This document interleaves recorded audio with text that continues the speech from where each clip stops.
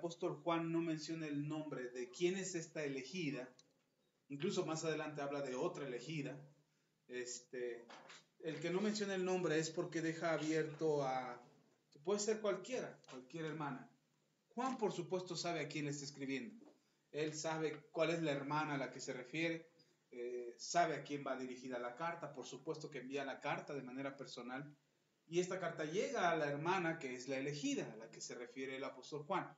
Pero nosotros no podemos considerar o decir que es alguien en particular porque desconocemos quién es el nombre. ¿Cuál es el nombre de esta hermana? ¿Quién es este personaje al que va dirigido esta carta? Y es importante porque en la tercera carta de Juan, el apóstol Juan escribe a Gallo. Gallo es uno de los discípulos de Juan, y entonces podemos saber que Juan pudo ser específico al referirse a la elegida como alguien en particular, pero el que no haya mencionado el nombre de esta hermana nos deja a nosotros el entendimiento de poder aplicarnos a nosotros esa carta, es decir, nos está hablando a nosotros. Le está hablando a la iglesia, le está diciendo el apóstol Juan a la iglesia estas cuestiones espirituales, estas cuestiones fundamentales de la vida cristiana, como es la conducta y la relación entre hermanos, la relación fraternal no fingida con la que deberíamos de vivir los cristianos y en la cual deberíamos de fundamentar la relación dentro de la iglesia. Hablábamos hace 15 días, la última vez que hablamos, acerca del tema, cuáles eran las características que debería tener la iglesia y cómo nosotros como iglesia deberíamos de actuar. Sobre todo, cuál es el tipo de relación que tenemos con los hermanos en la congregación y cómo debería de ser nuestra conducta entre nosotros como cristianos.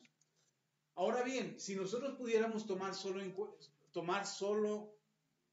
en cuenta las palabras de Juan para nuestra conducta, estaríamos quitando o haciendo de lado todas las demás enseñanzas de las que nos habla la Escritura.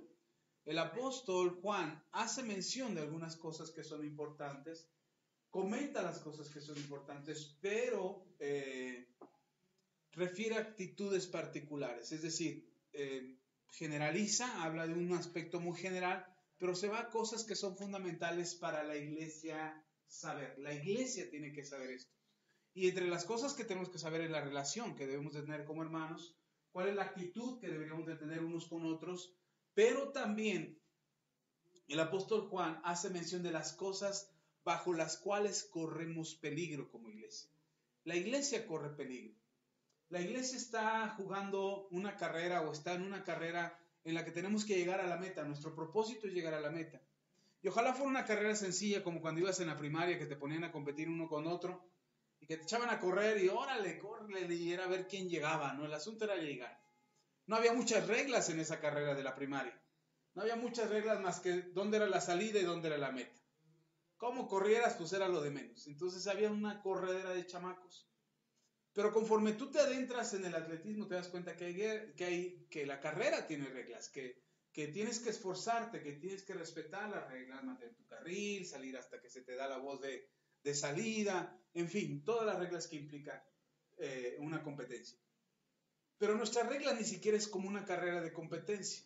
Nuestra carrera no es como una carrera donde tú agarras un carril y empiezas a correr hasta llegar a la meta. Nuestra carrera es diferente. Nuestra carrera estamos corriendo como si corriéramos en un campo minado, donde el enemigo te está disparando constantemente.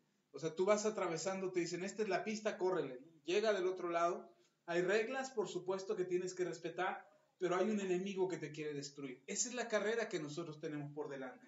Es una carrera que emprendemos, que empezamos a correr, pero nuestro enemigo está buscando destruir. Y entonces el apóstol Juan en esta carta le habla a la elegida, considerando o retomando otra vez lo que vimos hace unos días atrás.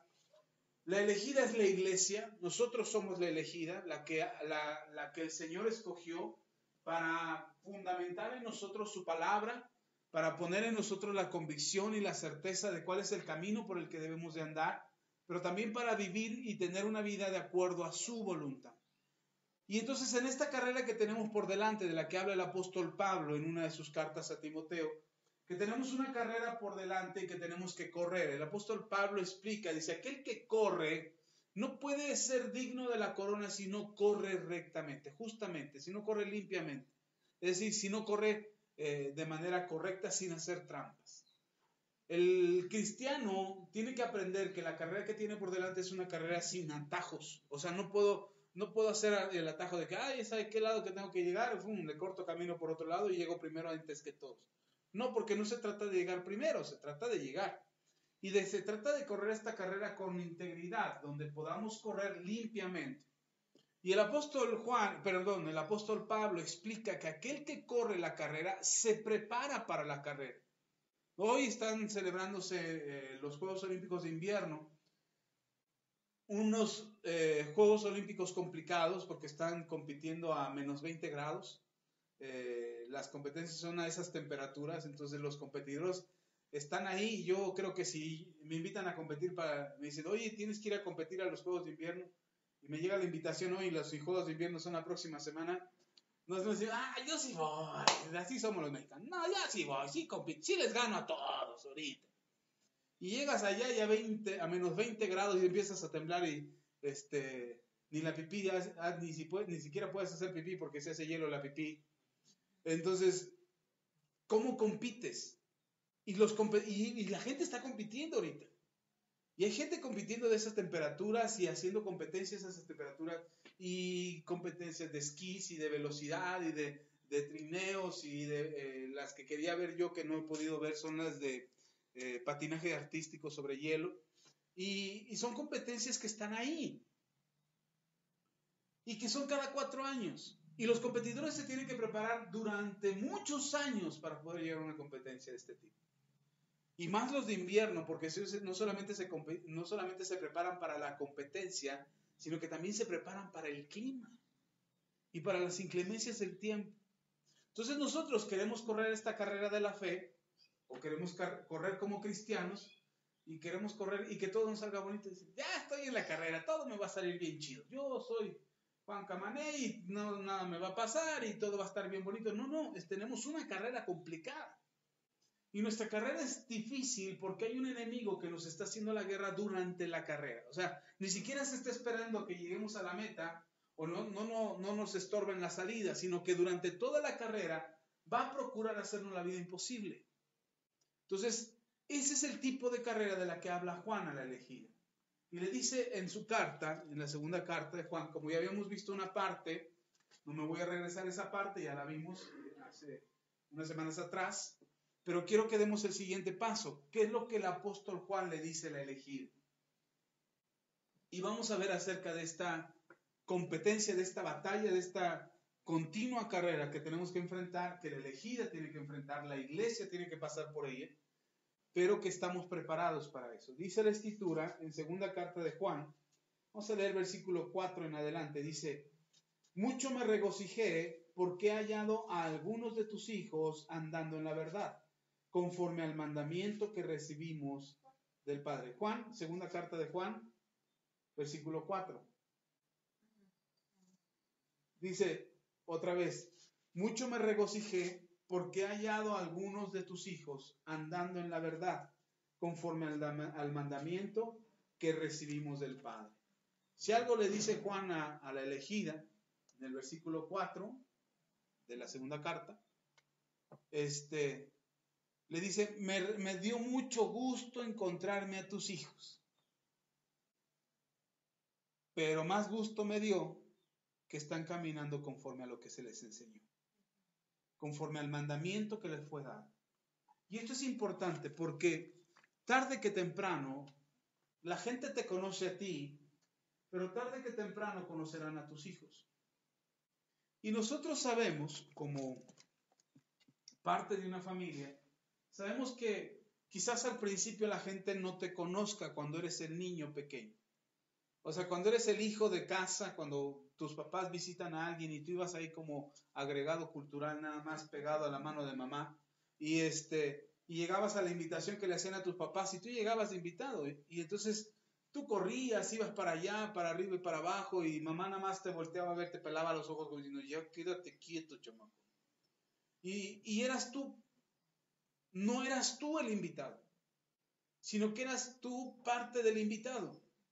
Y entonces cuando eres pequeño, te logran identificar como el inquieto, el tremendo, el calladito, el tímido, el vergonzoso, el apenado, el travieso, lo que sea, como quieres te logran identificar. Pero conforme tú vas creciendo, todavía no adquieres el título propio. Es decir, cuando ya creciste, cuando dejaste de ser pequeño y ahora te has convertido en un joven, sigue siendo el agregado cultural, sigue siendo parte del invitado. Tú no eres el invitado todavía. Entonces todavía no alcanzas a tener el título o el nombre que a ti te corresponde. O sea, no te identifican a ti como la familia fulana, sino te identifican como el hijo de fulano. Incluso cuando llega la invitación a tu casa, yo me acuerdo mucho que llegaban las invitaciones para mis papás, para la boda de alguna persona o del hijo de algún conocido de ellos. Llegaba la invitación y decía, profesor Macedo, esposa e hijos. O profesor y profesora Macedo, profesor Macedo y familia. Y yo decía, ¿y cuándo van a llegar las invitaciones para mí? O sea, ¿cuándo llegan a mi nombre? Incluso cuando me invitaron a los primeros 15 años de la secundaria con mis compañeras, las invitaciones iban para mis papás. Yo dije, ¿qué si a mis papás ni los conocen? Me conocen a mí, ¿por qué no me mandan a mí la invitación? Y cuando llegó la primera invitación, cuando ya mi esposa y yo estábamos casados, y nos llega la primera invitación como familia, y decía, hermano Axayacal Macedo y familia. ¡Oh! Yo dije, ahora las invitaciones ya son para mí. O sea, ya figuro en el programa de otros, ya me consideran en la familia como una familia a quien ellos están invitando, como una persona. Pero cuando eres pequeño, tú no puedes figurar como una persona, como alguien que tiene que ser invitado, si no eres parte de aquellos a los que invitar. Y me llama la atención porque algo que no consideramos nosotros es que hay un momento para eso. Hay un momento en que te van a mirar como hijo, pero hay un momento en que te van a mirar como padre. Y algo que pasa dentro de la iglesia es que cuando somos miembros de la congregación no somos quizás tomados en cuenta. Incluso quizás pregunten, ¿y a qué iglesia vas? Ah, pues yo voy a Manto Nuevo. Ah, la del pastor Axa. Oye, yo llevo 10 años congregándome en esa iglesia y resulta que no es mi iglesia, sino que es la iglesia del pastor Axa. Porque creemos que ya merecemos tener un título, que ya merecemos ser parte de la historia de lo que se construye. Pero algo que no estamos entendiendo es la responsabilidad que implica ser el responsable o tener el cargo de no ser el hijo menor, el agregado cultural, sino ser aquel a quien recibe la invitación. O sea, cuando ya tú eres alguien a quien se le puede nombrar, es porque te has ganado esa posición. En este caso en particular, los hijos de la elegida, dice Pablo, me regocijé cuando me encontré a alguno de tus hijos, pero me regocijé más porque ellos han caminado en la verdad, en el mandamiento que les fue dado, o que nuestro Padre Celestial nos otorgó. Y entonces hay algo que debemos de saber, que hay un momento en que como hijos nuestra responsabilidad es dar testimonio de que hemos aprendido el mandamiento. Porque se puede exigir en el cargo y en la posición de líder. O sea, yo puedo exigir, por ejemplo, si yo llego y no los encuentro sentados y rascándose el ombligo, digo, ¿qué pasó? Ya deberían de haber estado orando. Ya deberían de haber estado leyendo la Biblia o por lo menos cantarse un cantito, lo que sea. Pero ¿por qué? Porque se supone que ya debería de haber la madurez suficiente como para que como iglesia funcionen, esté el pastor o no esté el pastor. Esté el pastor presente o no esté el pastor presente, la iglesia funciona. Sin embargo, esa es la exigencia que como padres buscamos. Hazte responsable, hijo, ya tienes edad suficiente, hazte responsable de lo que te tienes que hacer. Condúcete y actúa conforme a lo que te fue enseñado. Pero todavía no estás listo para recibir el nombre. Solo serás conocido como el hijo de. Todavía. Porque el ser el titular o ser el responsable implica otras cosas. Pero el ser el hijo de no te hace menos. Al contrario, te permite dar un buen testimonio. Te permite mostrar lo que has aprendido. Te permite decir, soy hijo todavía, pero estoy aprendiendo. Yo me acuerdo cuando venía en mi trabajo todo el tiempo, he llevado a mis hijos, porque me casé, entré a trabajar y luego me casé. Entonces yo estaba soltero cuando entré a trabajar, luego me casé y luego llegaron mis hijos.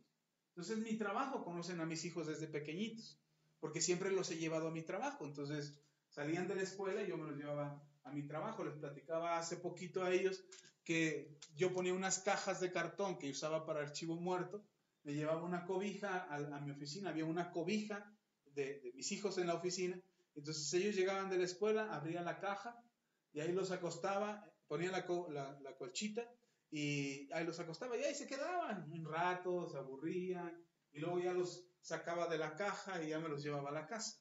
Y así los vieron crecer en mi trabajo, los vieron desde chiquititos, los vieron crecer y ahora que los ven que ya están bien viejonotes y bien grandototes, ¡ay, qué grandes están tus hijos! ¿Cuándo crecieron? Pues en 20 años se crece más o menos algo, ¿no? Y pero lo siguen viendo todavía como mis hijos, como mis pequeñitos a los que yo llevaba. Aunque ya son grandes y ya son responsables y uno está en la universidad, otros en la prepa y en la secundaria, y aunque ya crecieron, lo siguen viendo todavía como mis hijos. Y si en mi trabajo ellos decidieran un día llegar de la escuela y yo no estoy, y ellos llegan de la escuela y ellos pueden llegar a mi trabajo y seguramente alguno de mis compañeros o la persona de vigilancia va a decir, pásale, siéntate, espéralo aquí. Alguno quizás hasta lo lleve a su oficina, alguno quizás hasta lo acerque a su consultorio, o ver, espérate, siéntate aquí espera a tu papá, no debe de tardar. Pero los van a tratar así porque son mis hijos. Todavía no, ellos no van a llegar a un trabajo y decir, ajá, tú eres Josué Macedo. ¿Cómo me conoces, no? ¿De dónde me conoces? No, los van a reconocer como los hijos de Axa. Así los van a conocer. ¿Por qué? Porque esa es la condición en la que se encuentran ellos, de ser hijos. Dentro de la iglesia también tiene hijos. Todos aquellos que pertenecen y forman parte de la iglesia son hijos de esta iglesia. Entonces ahora cuando yo ando afuera de la iglesia, ¿cómo los identifican? ¿Como los cristianos independientes maduros por sí solos? No. Los identifican como los hijos, como los miembros de una iglesia. ¿Y a qué iglesia vas? No, pues voy a Manto Nuevo. Ah, ¿y eso te enseñan en tu iglesia? ¿Así te dicen que te comportes? ¿Así te dicen que actúes de esa manera? Porque nos miran a nosotros, no miran solamente a aquel que se va. O sea, si yo como pastor voy a algún lugar y yo actúo de una forma, ellos me van a reconocer a mí como el pastor Axa que actúa mal. Pero si alguno de ustedes va y actúa mal en algún otro lado, van a decir, los cristianos de Manto Nuevo. Porque los van a identificar como los hijos de esta casa. No por su nombre todavía. ¿Sí me estoy explicando? Entonces, lo que hagamos fuera de la iglesia, la gente de allá afuera no va a decir, sí, el hermano Pepe, el que dice que es cristiano, que Pepe que dice que es cristiano, no lo van a reconocer así. Lo van a decir, que pertenece a la iglesia. El que va con el pastor fulano. Ahí en la calle, ya hasta los que no son cristianos, ya me saludan como pastor. Pastor. Yo no digo, ¿sabrán que me llamo pastor? ¿O saben que soy un pastor? Ajá, digo porque probablemente no saben que soy pastor y solamente me llaman así porque la mayoría de los hermanos de la cuadra pues me llaman pastor. Entonces así me reconocen. Pero ellos saben que soy pastor. Al menos la mayoría de ellos saben que soy pastor y que estoy a cargo de una iglesia. Pero ¿cómo nos reconocen a los hijos? Juan reconoce a los hijos del elegido. Y no le dice, me encontré a Pedrito, a Simón o a Sofonías, me los encontré, que son tus hijos. No, dice, me encontré a tus hijos, algunos de ellos. Y me dio gusto saber que se conducen rectamente.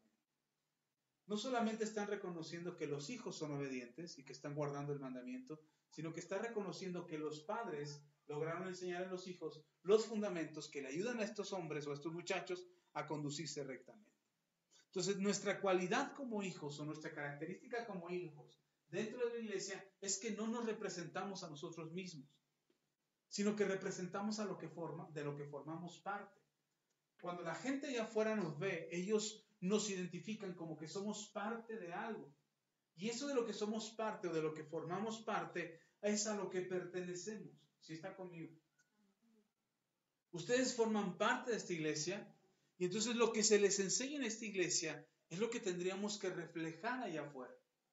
Es lo que la gente allá afuera debería de ver en nosotros e identificarlo y reconocerlo y ver que nosotros somos parte de esa iglesia. Y entonces allá afuera dirán, wow, yo conozco a Pepe y se conduce rectamente. Lo que él hace seguramente es algo que le enseñaron en su iglesia. No sé si me estoy explicando. Porque lo que ellos ven afuera es lo que se supone aquí enseñan. Entonces imagínense cuando allá afuera el testimonio que damos no es el mejor. ¿En qué piensan la gente? La gente no dice, no, Pepe es el malo. Sino la gente piensa, en esa iglesia o en ese lugar les enseñan eso. Entonces, nosotros somos el reflejo de lo que aprendemos aquí. Por eso la Biblia nos invita, nos exhorta a que seamos hacedores de la palabra. No solamente oidores, sino que seamos hacedores de la palabra. Y cuando nosotros oímos algo aquí en la congregación, lo mejor sería que lo pusiéramos en práctica. Porque eso va a permitir o nos va a ayudar a tener una vida mejor. Y entonces no solamente eso, sino que la gente que nos mira allá afuera verá en nosotros algo que vale la pena imitar. ¿Sí están conmigo? Entonces no se representan ustedes solos. No es que, como dicen algunos, ¿a quién le importa lo que yo haga? ¿A quién le importa lo que yo diga? Así soy y así viviré, nunca cambiaré. Nosotros no podemos pensar de esa manera.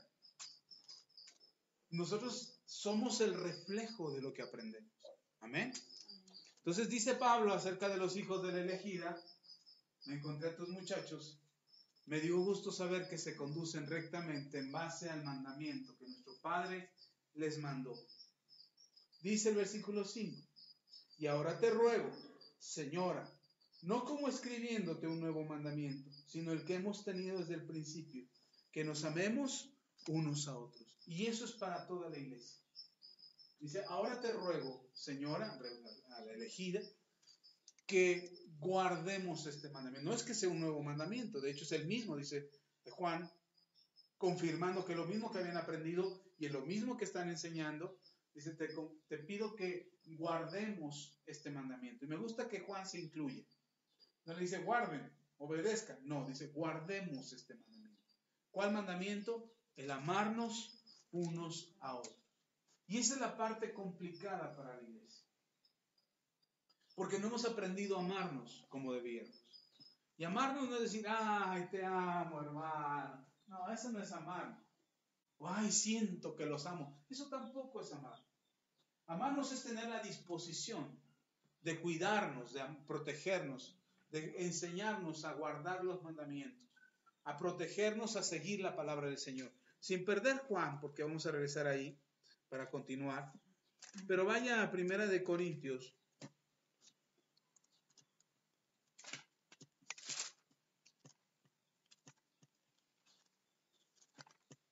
El capítulo 13.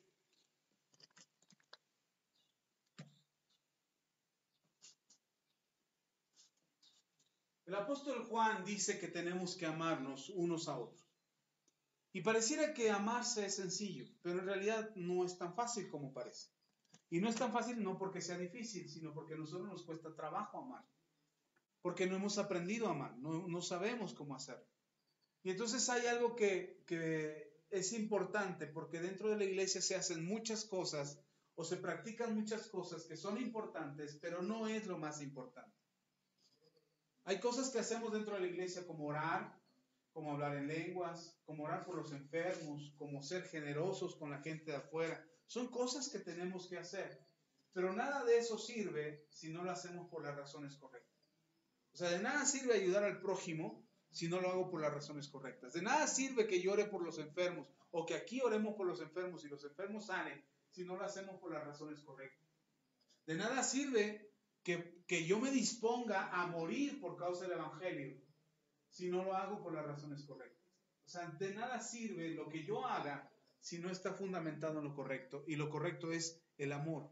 Entonces, todo lo que hacemos dentro de la iglesia, podemos tener un ministerio enorme un ministerio creciente, hacer muchas cosas, tener muchas actividades, impactar nuestra sociedad. Pero si no lo estamos haciendo por las razones correctas, no funciona, no sirve de nada. Dios no lo aprueba.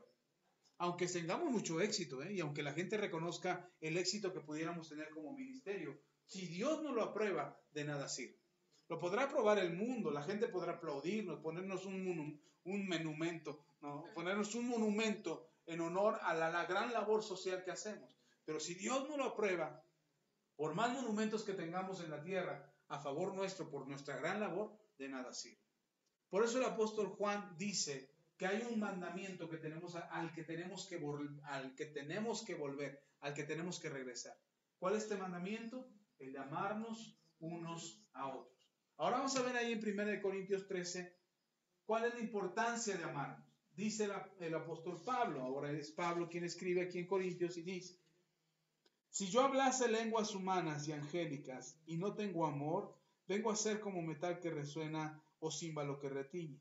Es decir, si nosotros aquí en la iglesia cantamos muy bonito, hablamos en otras lenguas, algunos de ustedes han sido bautizados en hablar en otras lenguas, y hablamos otras lenguas, y hablamos en el Espíritu, y sentimos que fluimos en el Espíritu, que tenemos una gran intercesión, incluso profetizamos, y la presencia de Dios aparentemente se está manifestando cuando nosotros hablamos en otras lenguas. Dice, de nada sirve que hagamos tanto barullo, tanto mitote, si no tengo amor. De nada sirve hablar en otras lenguas si no tengo amor. Por más bonito que yo hable, o por más idiomas que tenga, o por más lenguas espirituales, angelicales, en las que yo me pueda comunicar, si no tengo amor, de nada sirve. ¿Cómo va a ser si yo no tengo amor? Si yo hablo en lenguas y no tengo amor, dice, va a ser como un metal que resuena, un címbalo que retiñe, puro ruido. Eso va a ser. Porque lo que nosotros hacemos no lo hacemos por tener un lugar, un prestigio, una posición.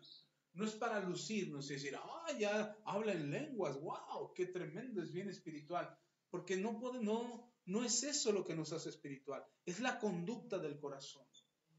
Por eso nosotros no estamos tan afanados o tan preocupados como pastores en si hablan o no hablan en lenguas. No nos preocupa tanto. En realidad lo que nos interesa es que ustedes tengan el amor en su corazón. El don de lenguas es un regalo de parte de Dios. Pero nos interesa más que ustedes puedan tener el amor de Dios en sus corazones y poder transmitir ese amor. ¿Sí está conmigo? Ok, luego dice, versículo 2, y si tuviese profecía y entendiese todos los misterios y toda ciencia, y si tuviese toda la fe de tal manera que trasladase los montes, y no tengo amor, nada soy. Esto me llamó la atención porque dije, wow, entonces una persona que tiene mucha fe puede no tener amor.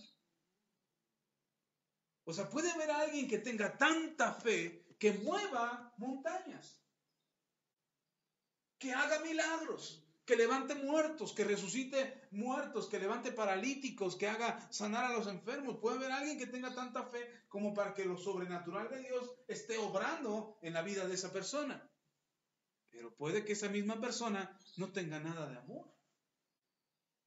Y entonces dice el apóstol Pablo que aquel que puede hacer tantas cosas por medio de la fe, incluso tener mucho conocimiento espiritual, incluso tener profecía y hacer cosas espirituales, si no tiene amor, nada es.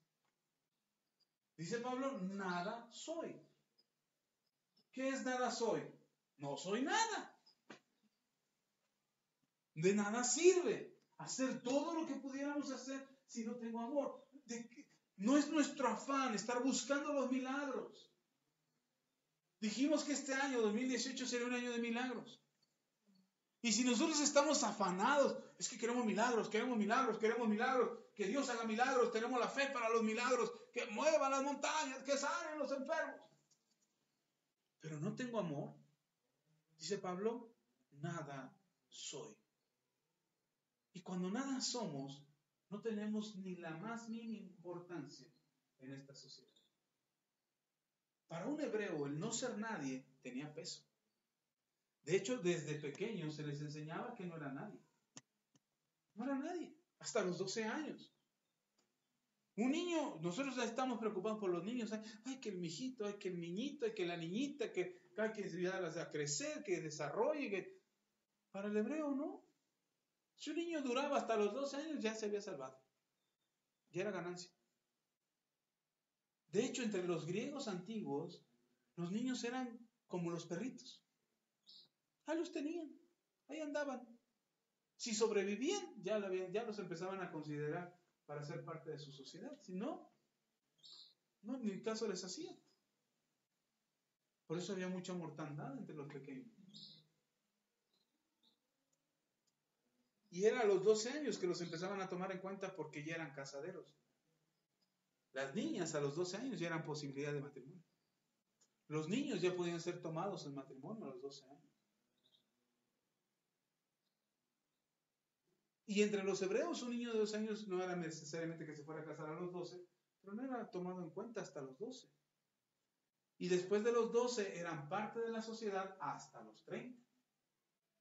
Los hombres ya eran considerados como miembros importantes de la sociedad o alguien a quien tomar en cuenta o pedirle su opinión hasta los 30 años.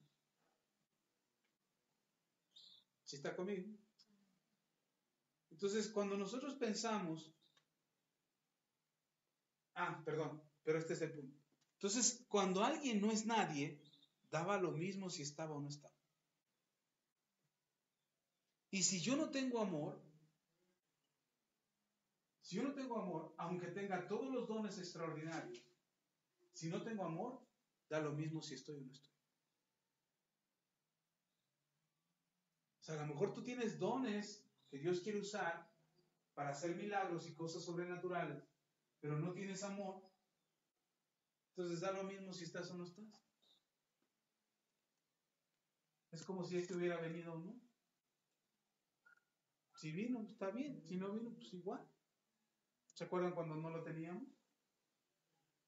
Hoy lo tenemos. Pero ¿y si no lo tuviéramos? ¿Cómo recogíamos las ofrendas antes? Aquí. O sea, da lo mismo si está o no está. Igual nosotros, puede que tengamos todos los dones, puede que tengamos todo el poder sobrenatural de Dios, pero si no tengo amor, es como si no estuviera. Igual da lo mismo si estoy o no estoy. Si está conmigo. Ay, pero es el que tiene los dones, pues no tiene amor.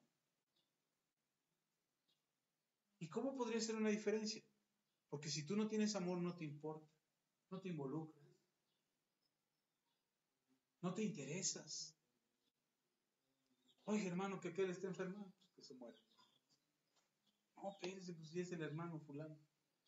Ah, sí, ¿verdad? Yo voy por el hermano. Porque no nos importa. Pero dice que nosotros sí debe de importarnos, ¿cierto?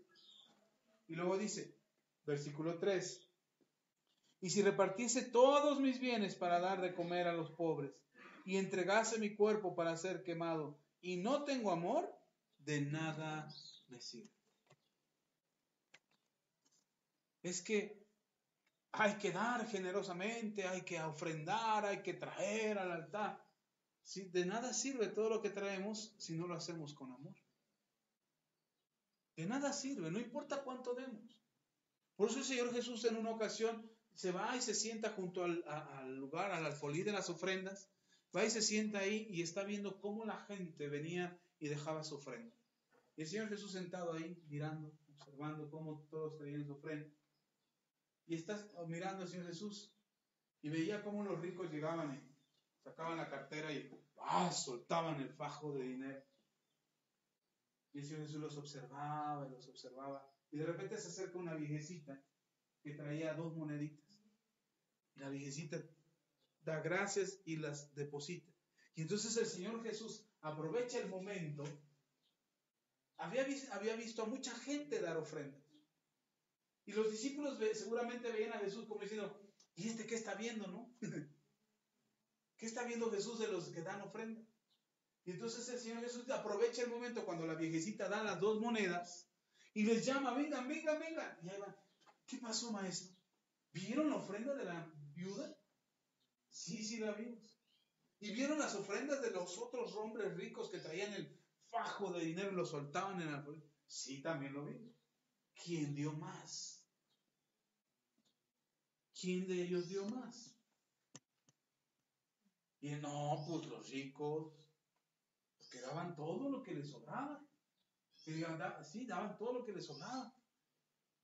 Y Jesús dice, pero la viejecita dio todo lo que tenía. Ellos dieron lo que les sobraba, pero ella dio lo que tenía. ¿Quién dio más? Y el Señor da una de las más grandes lecciones acerca de dar. La Biblia está llena de enseñanzas acerca de que tenemos que dar. Pero uno de los grandes problemas que hemos adquirido la iglesia en el asunto de dar es que damos por las razones equivocadas. Damos para que Dios nos dé, damos para que los demás nos vean que estamos dando, damos para quedar bien, damos para quedar mal, pero no damos por las razones correctas. Y la razón por la que nosotros damos debería de ser por amor. Por eso el apóstol Pablo en otro pasaje dice, cuando tú des, no des ni con tristeza ni por necesidad. Cuando tú des, da por amor, porque Dios ama al dador alegre. Porque cuando tú das por amor, no estás esperando nada a cambio. ¿O sí? Cuando tú le das a tus hijos, ¿por qué les das? Por amor. Ahora creemos, a veces queremos corregirlo diciendo, ándale, obedéceme y te doy. Y tratamos de condicionar el dar. Creemos que de esa manera los ayudamos, pero realmente no los ayudamos. Porque cuando tú condicionas el dar, le estás enseñando al niño que el dar está condicionado a tu estado de ánimo o a tu obediencia. Y en realidad dice Juan capítulo 3 versículo 16. Juan capítulo 3 versículo 16 dice, de tal manera amó Dios al mundo que ha dado a su Hijo unigénito, para que todo aquel que en él cree no se pierda, mas tenga vida eterna. ¿Qué es lo que hizo que el Padre diera a su Hijo? No dice, porque de tal manera el mundo obedeció a Dios, que Dios dio a su Hijo unigénito. No dice eso. Ni tampoco dice, y Dios esperaba que el mundo le obedeciera, por eso le dio a su Hijo. No, dice, de tal manera amó Dios al mundo que dio a su Hijo.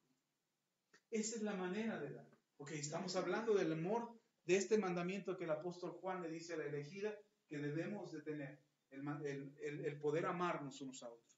Y no termina ahí el asunto, dice, versículo 4. Por si existía la duda de cómo tenía que ser el amor. Porque acaba de pasar el 14 de febrero, ¿verdad? Por eso que ando inspirado, ando romántico. Dice, el amor es sufrido. ¿Cómo es el amor? Sufrido, es benigno. El amor no tiene envidia, el amor no es jactancioso, el amor no se envanece, no hace nada indebido, no busca lo suyo, no se irrita, no guarda rencor, no se goza en la injusticia, mas se goza en la verdad. Así es el amor. Ese es el mandamiento que Juan dice a la elegida, y ese es el mandamiento que deben de hacer. ¿Cuál? Amarse unos a otros, o amarnos unos a otros. Y no termina ahí, dice el versículo 7.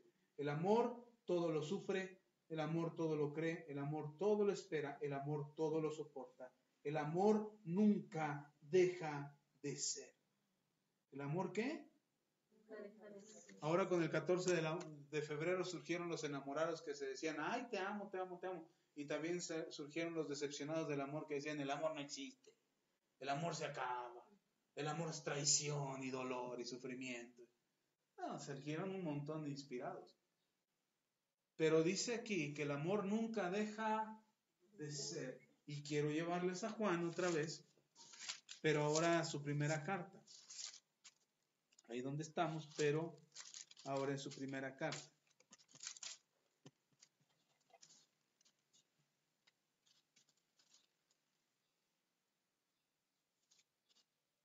Dice, capítulo 4, primera carta de Juan, capítulo 4. Amados, amémonos unos a otros, porque el amor es de Dios. Capítulo 4, versículo 7, de la primera carta de Juan.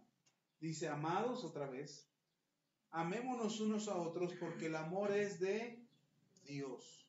Todo aquel que ama es nacido de Dios y conoce ¿verdad? ¿Por qué Juan le dice a la elegida, o nos dice a nosotros como iglesia, hermanos, amados, amada iglesia, amémonos unos a otros? No es un nuevo mandamiento, es el mismo mandamiento de siempre. Amémonos unos a otros. ¿Por qué debemos de amarnos unos a otros? Porque conocemos a Dios. Por esa razón nos amamos. ¿O no? Si no conocemos a Dios, entonces déjese los presento. Hermanos, le presento al Cristo que vive en la vida. Hermanos, le presento al Cristo que vive en la vida. Y entonces cuando nosotros nos amamos, ¿a quién estamos amando? A Dios. ¿Y por qué lo estamos amando a Él? Porque Él nos amó primero. Entonces cuando yo amo a mi hermano, ay, es que mi hermano me cae regorda, yo no lo puedo amar. Me cae mal, hermana. No, es que no estoy amando a la hermana, estoy amando al Dios que está dentro de la hermana, que es el mismo Dios que me amó a mí. Es que es bien difícil amar al prójimo. Sí, nos cuesta trabajo amar al prójimo porque no amamos a Dios. Y no amamos a Dios porque no lo conocemos. ¿Sí está conmigo? Tenemos que amar al prójimo. ¿Por qué amo a mi prójimo? Ay, es que me cae re bien, es re buena gente. No, amas a tu prójimo porque tú conoces a Dios. Por eso amas a tu prójimo. Lea, no termina ahí el asunto, lea conmigo.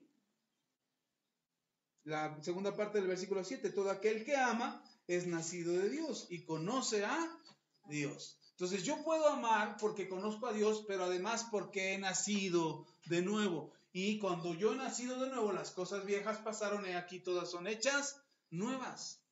Entonces yo puedo amar a mi prójimo porque conozco a Dios, pero también porque he nacido de nuevo. Quiere decir que cuando yo no amo a mi prójimo, es que no he nacido de nuevo. Que tengo todavía mi naturaleza vieja. Todavía vivo de la vieja manera. A la forma antigua. A mi vida llena de pecado. Por eso no puedo amar a mi prójimo. Me cuesta trabajo amar a mi prójimo. Y me cuesta trabajo amar a mi prójimo porque yo no he nacido de nuevo. No he cambiado el chip en mi cabeza. No termina ahí. Vea. El que no ama, por si había duda, ¿verdad? El pastor se lo está inventando. No, ahí dice. El que no ama, no ha conocido a Dios. ¿Por qué? Porque Dios es amor. Si yo no puedo amar a mi prójimo, no puedo amar a los hermanos en la congregación, no puedo amar a mi familia, no puedo amar a mis compañeros del trabajo, no puedo amar a los que están cerca de mí, es que yo no he conocido a Dios. El miércoles pasado asaltaron a David.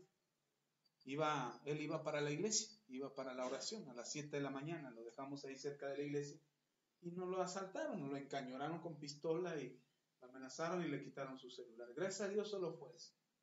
Entonces yo les platicaba a los hermanos hace ratito en la iglesia y les decía, cuando yo me enteré como una hora después, porque no había forma de que se comunicara con nosotros hasta que ya se logró comunicar con Ceci y ella me avisó. Y de hecho me mandó el mensaje, yo lo vi como 15 minutos después. Entonces, ¿qué agarro, hermano? Que me subo al carro y que salgo a buscar al desgraciado. ¿Y cómo se atreve a robarle a mi hijo? Ella andaba y yo le decía al Señor, iba en el carro manejando y decía, pónmelo, Señor, pónmelo. Pónmelo aquí, ahorita me lo quiero encontrar. Y me dice el Señor, ¿y para qué lo quieres?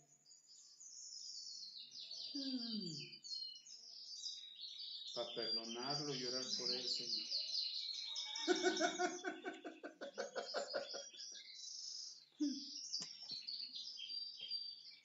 ¿Para qué queremos a nuestros enemigos? ¿Para qué los queremos cerca? ¿Para qué queremos enfrentarnos? ¿Para qué los queremos? Pues para eso, para amarlos. Y el Señor, si el Señor te los aleja, no creas que te está cuidando a ti, los está cuidando a ellos, de ti. Pero si el Señor te los pone cerca, es para que los ames. Para eso te los pone cerca. Pues, ay, qué bueno que se lo llevó, ya no lo aguantaba. No, los está protegiendo de ti porque estás dando un mal testimonio de su amor. Porque si en verdad decimos que amamos a Dios y que lo conocemos, deberíamos de dar testimonio de ese amor, ¿o no? Si lo conocemos. Porque si no lo conocemos, pues los que necesitan conocerlo primero somos nosotros. ¿Sí están conmigo? Ok, híjole, esto se puso bueno y ya se me acabó el tiempo. Dice, el que no ama no ha conocido a Dios porque Dios es amor. En esto se mostró el amor de Dios para con nosotros, en que envió a su Hijo unigénito al mundo para que vivamos por él. Y luego dice, en esto consiste el amor, no en que nosotros hayamos amado a Dios, sino en que Él nos amó a nosotros y envió a su Hijo en propiciación por nuestros pecados. Amados, si Dios nos ha amado así, debemos también nosotros amarnos unos a otros. Si Dios nos amó, ¿cómo? Así como, dice. Si Dios nos amó así, así como. ¿Cómo nos amó Dios? Como lo dice arriba, de tal manera que dio a su Hijo. Entonces, ¿de qué manera nosotros tendríamos que amarnos los unos a los otros? De la misma manera. Con la vida misma, si fuera necesario. Con amor, con misericordia, con perdón, con compasión. Necesitamos eso. Entonces, si entendemos eso, ahora sí volvamos a la segunda carta de Juan, una página adelantito, donde estábamos antes. Versículo 5. Y ahora te ruego, Señora, no como escribiendo tu nuevo mandamiento, sino el que hemos tenido desde el principio, que nos amemos los unos a los otros. ¿Cómo tiene que ser? ¿Cuál es este mandamiento? Que nos amemos los unos a los otros. Ahora, ¿dónde surgió este mandamiento? Volvamos un poquito para atrás. Cuando el Señor Jesús le preguntaron, ¿cuál es el más grande y más importante de los mandamientos? Jesús dijo, amarás al Señor tu Dios con toda tu mente, con todas tus fuerzas, con todo tu corazón y con toda tu alma. Este es el más grande mandamiento, dijo el Señor. Y el segundo es igual de importante que el primero. Amarás a tu prójimo como a ti mismo. Y de ahí el de amarnos unos a los otros. No es que Juan se hubiera inventado un nuevo mandamiento, sino es el mandamiento que el Señor Jesús nos dejó, de amarnos unos a los otros, de amar a nuestro prójimo, como a nosotros mismos. Ahora, hay algo importante. Una de las grandes discusiones que han tenido los teólogos y muchos predicadores que ustedes pueden escuchar quizás o han escuchado, es que dicen, no puedes amar a tu prójimo si no te amas a ti mismo. Es decir, porque el Señor Jesús dijo, ama a tu prójimo como a ti mismo. Y entonces el Señor, muchos teólogos y muchos predicadores dicen, tú no puedes amar a tu prójimo si no te amas a ti mismo. Se lo voy a poner sencillo. Tú no puedes amar a nadie, ni a ti mismo, si tú no conoces a Dios. No puedes amar a nadie, ni a ti mismo, si no conoces a Dios. ¿Por qué? Porque si tú conoces a Dios, tú conoces el amor. Y no solamente el amor por los demás, el amor por ti mismo, el amor propio. Hoy que está muy de moda, que ámate, que supérate, que tente valor y que no sé cuánto y que cuánta cosa. Y ahora que usan los motivadores y el coaching para levantar el ánimo de la gente, estamos queriendo dejarle a una atribución humana la condición de la condición divina que Dios ya nos revistió. O sea, queremos volver a una condición humana, una condición divina. Es decir, como amarnos a los otros, como amar el uno al otro, como amar al prójimo, como amarte a ti mismo. Queremos dejarlo en una atribución humana. Pero no es una atribución humana, es un don divino. Dios nos dio y nos mostró la capacidad de amar, amándonos el primero. Lea conmigo, y con esto termino, en Romanos, capítulo 5. la carta del apóstol Pablo, en el capítulo 5.